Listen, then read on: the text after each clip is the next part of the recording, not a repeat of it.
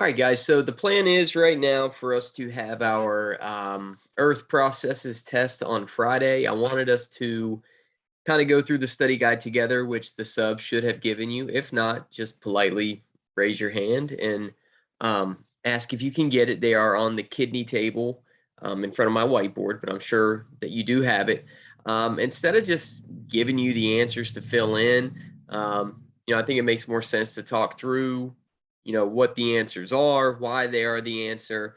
Now you won't be able to use the study guide on your test on Friday, but we have notes on a lot of these things that we're putting into the blanks in our science notebooks, which, as always, you are more than welcome to use. So if you've been taking notes correctly, um, obviously you're giving yourself a little bit of an advantage um, when it comes to the test on Friday. So getting right into it, when we're looking at 1 and 2, they're kind of the opposite of each other. So number 1 says blank blank and tectonic plates movement change the Earth's surface slowly or more gradually. Well, we already talked about tectonic plates, and we know those move slowly. The comparison we used was they move about as fast as our fingernails grow, and I think they move I think it was like a centimeter or two every year. So even though they're constantly moving, it's at a super slow pace. And then we've talked about a bunch of different natural disasters, volcanoes, earthquakes, landslides. Just yesterday, talking about weathering and erosion. And some of those change the Earth's surface fast, and some of them change the Earth's surface a little bit slower. So, in comparison to tectonic plates moving slowly, the other two that we're going to put in here that occur slowly are weathering and erosion, which I'm going to put them out here instead of trying to. Or can I type? That would be sick. Yes. So the first blank should be weathering, and then you should have erosion. I love that. Can I move that out to the side? So with weathering and erosion, you guys should have watched, I think I have you watching the Bill Nye video first, which is great. Now, weathering can occur a lot of different ways, but when I think about weathering, I'm going to try to draw a picture here. Whoa, that's not it. Imagine this is like a mountain, okay? Or it's just a big rock hill, whatever it is. Sometimes over time, these big rocks or hills can develop cracks. Let me try to draw this a little bit.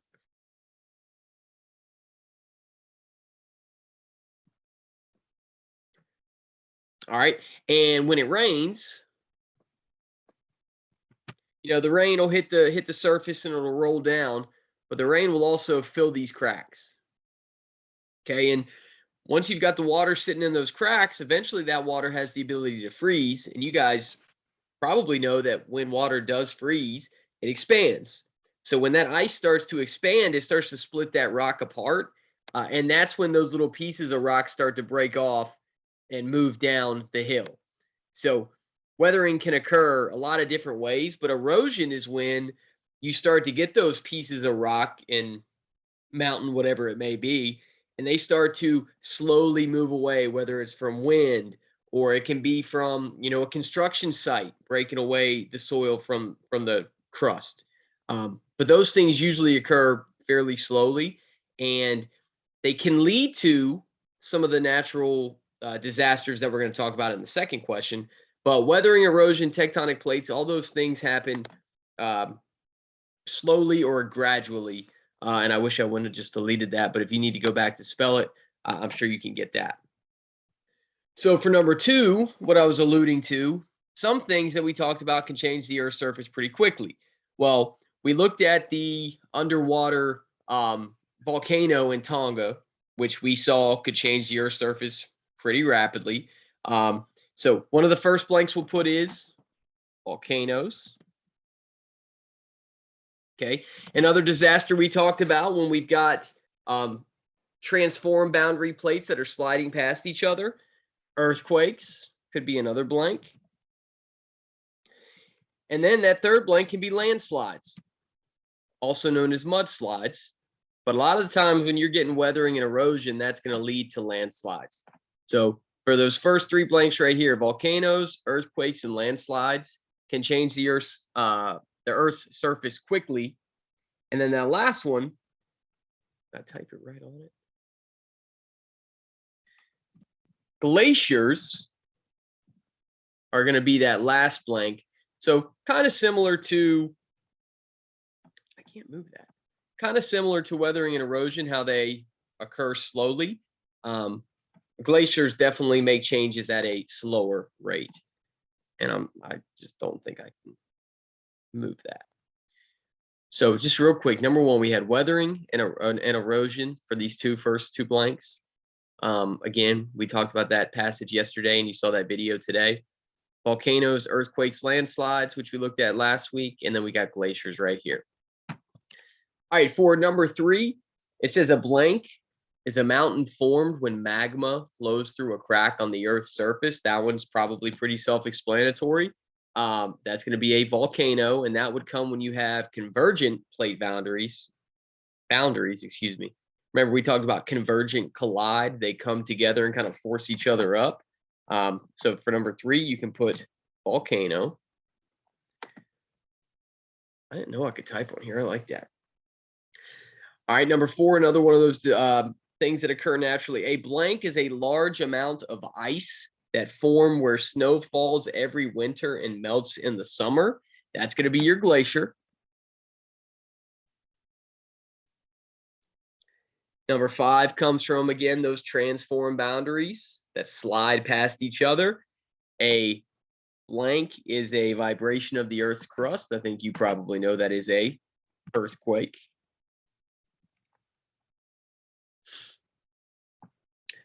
And number 6, I kind of gave you the answer to this one already. A blank is a type of erosion where large amounts of loose soil and other materials fall or slide down slopes, hills, or mountains. That would be a landslide. You might have heard me refer to it as a mudslide, but for your test's purposes, it will be on there as a landslide. All right, for 7 and 8, I kind of answered this for number 1. It says blank takes place when rocks, pieces, and other materials are moved to another place. Again, whether it's naturally by wind picking up and taking it, or water taking it somewhere, or if it's a construction site where it's dug up and it's placed somewhere different, that would be erosion. And then blank takes place when rocks are broken into smaller pieces. Think about that big mountain with the cracks, where you've got that water filling those gaps, freezing, expanding, breaking it apart. That would be another example of weathering.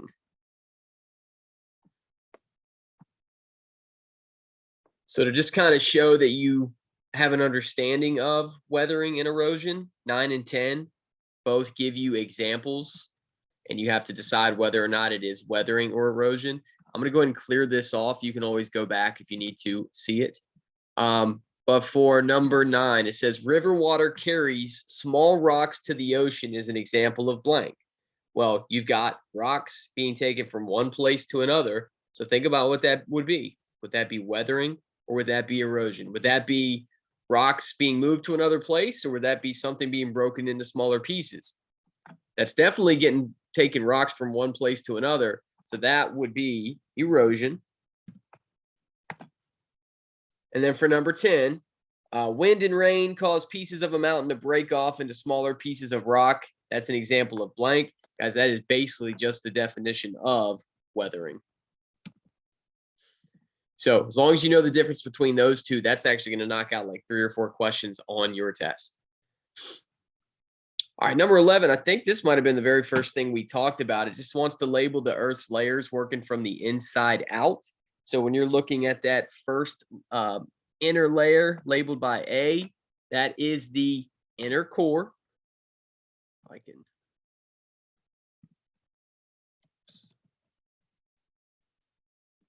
All right, and then working our way out, if you look at B, where it's pointing, that is the outer core.